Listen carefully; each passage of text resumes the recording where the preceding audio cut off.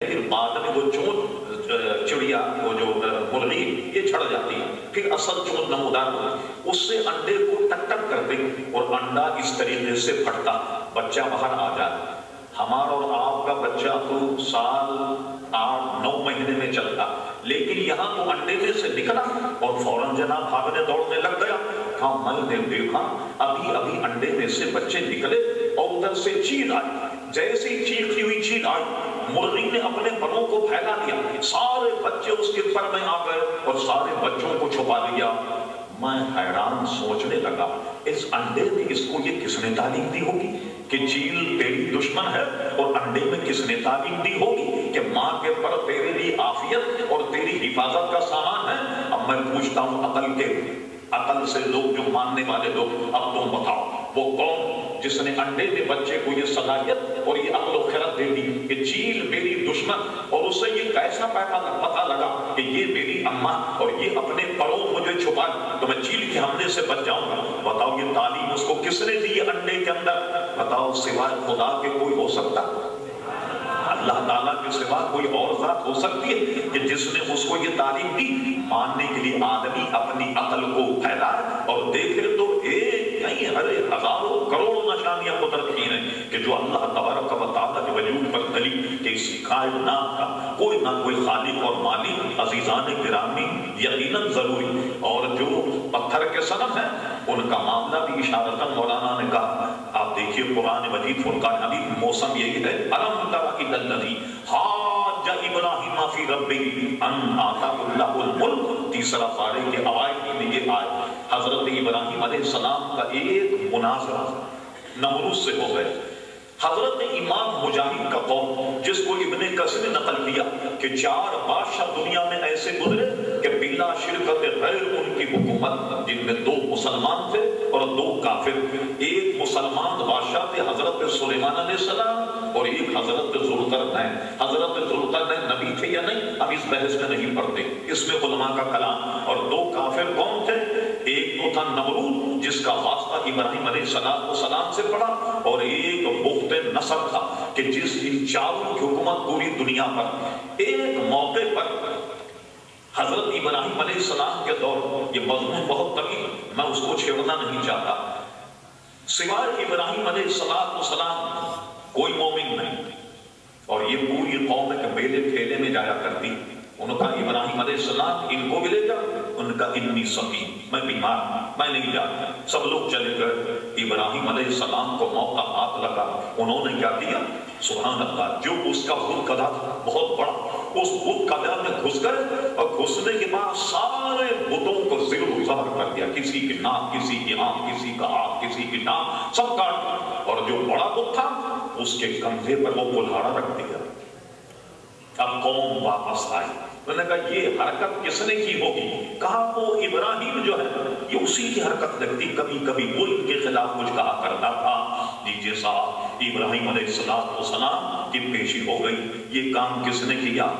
ہمارے یہاں فن پڑھایا جاتا ہے، اور ایک پوری اس پر کتاب ہے مناظر رشیدیہ کہ اپنے مد مقابل کو کیسے زیر کرے۔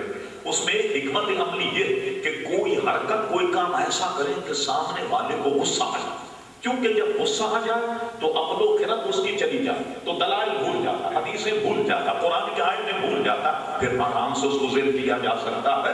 تو ابراہیم علیہ السلام نے ماحول ایسا بنایا کہ ان کی جو خود کہنا چاہتے تھے وہ بات ان کی زبان ہی نکل آئی۔ وہ کیا ہوا؟ کہنے لگے یہ دیکھو کیا حال ہے ہمارے بتوں کا۔ کہنے لگے اچھا ان سے کیوں نہیں پوچھتے کہ ان کی مرمت کس نے کی؟ ان سے پوچھو تمہاری پٹائی کس نے لگا؟ اس لیے کہ میرا گمان تو اس بڑے کی طرف جاتا جس کے کندھے پر کلاڑا۔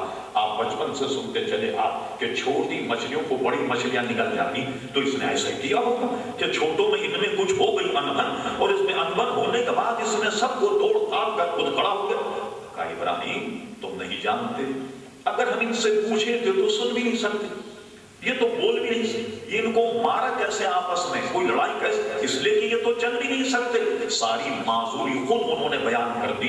تو ابراہیم علیہ السلام فرمایا اچھا پھر تم ایسے کو خدا مانتے ہو کہ جو تم سے بول نہیں سکتا، جو تمہاری زبان نہیں سمجھ سکتا، جو چل نہیں سکتا، پھر نہیں سکتا، تم ایسوں کو خدا مانتے ہو؟ اللہ اکبر۔ اب جناب نہ کہو، ابراہیم تو اپنے مذہب سے باغی ہو گیا، لہٰذا نے سزا دی جائے۔ پھر اس کے بعد ایک آگ جلا کر ان کو آگ میں ڈالنے کا واقعہ ہوا۔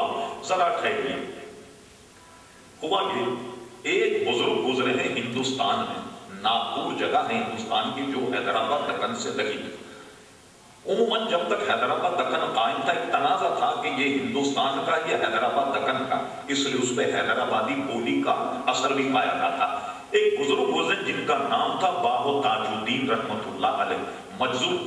میری معلومات کے مطابق، برا مت مانی، مجذوب نہ کسی کو خلیفہ بناتا نہ کسی کو مرید بناتا، وہ مجذوب ہوتا ہے، حالت جذب۔ جو آج کل تاجی سلسلہ چل رہا، ہمیں پتہ نہیں کون سے آسمان سے نازل ہوا، اس لیے کہ مجذوب تو کسی کو خلافت بھی نہیں دیتا، کسی کو مرید بھی نہیں کرتا، وہ تو ایک کیا کہتے ہیں مجذوب قسم کے آدمی۔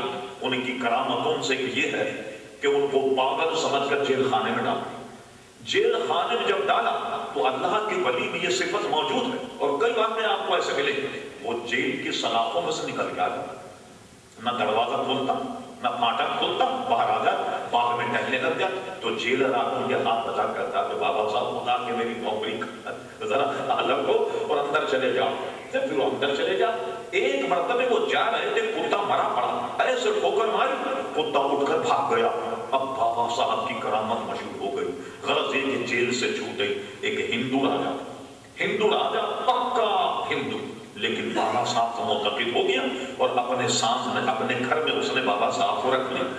تو آپ جانتے ہیں کہ جو بت کے پجاری ان کے جتنے دنیاوی مسائل، اتنے ان کے بت ہوتے ہیں، بارش برسانے والا خدا ہو تو روکنے والا ہو، بیٹا دینے والا ہو، بیٹی دینے والا ہو، جتنے دنیاوی مسائل اتنے خدا۔ ایک پورا کمرہ راجا کا کھاتا وہ بت خانہ بنا ہوا، پوجا پاٹ کر کے اسے بند کر کے چلا جاتا، اور بابا صاحب اپنے گھر میں گھومتے رہے۔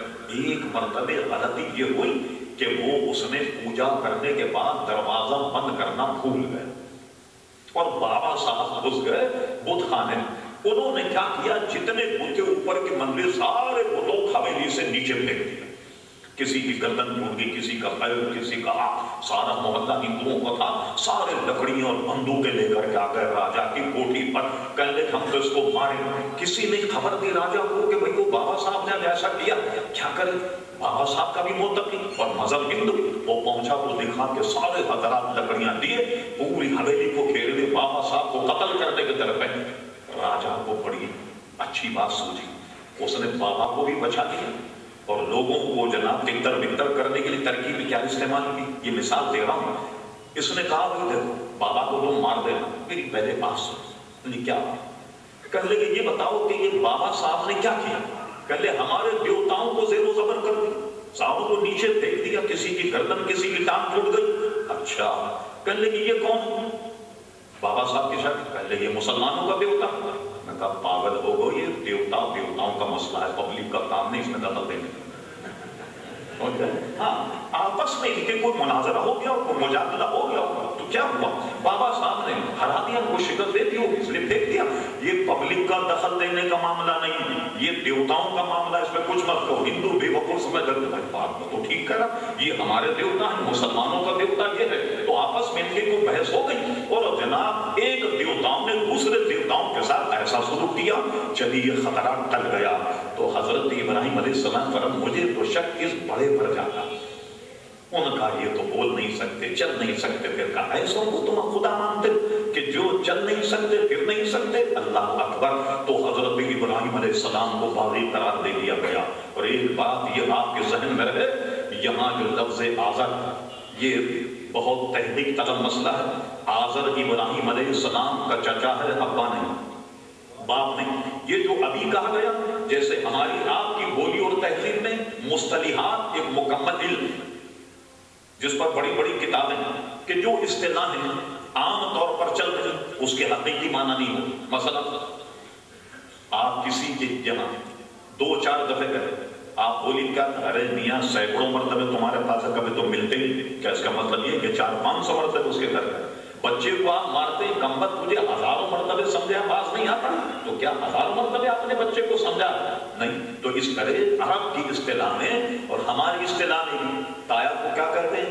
بڑے ابو، بڑے ابا یا بڑے ابو کہتے ہیں یا نہیں کہتے؟ حالانکہ بڑا ابو تو وہی ہے جس کی یہ اولاد، اس سے بڑا ابو کون ہو؟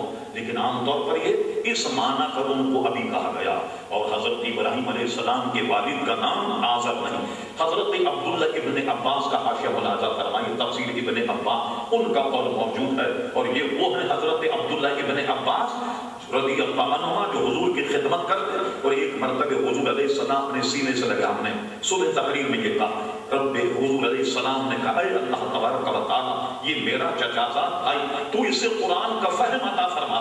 وہ فرماتے ہیں اگر میرے اونٹ کی رسی بھی گم جائے تو مجھے قرآن میں وہ تدبر حاصل ہے کہ میں اسے قرآن میں تلاش کروں۔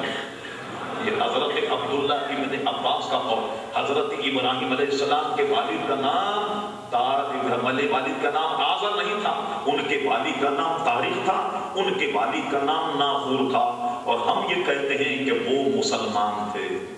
کیوں مسلمان تھے؟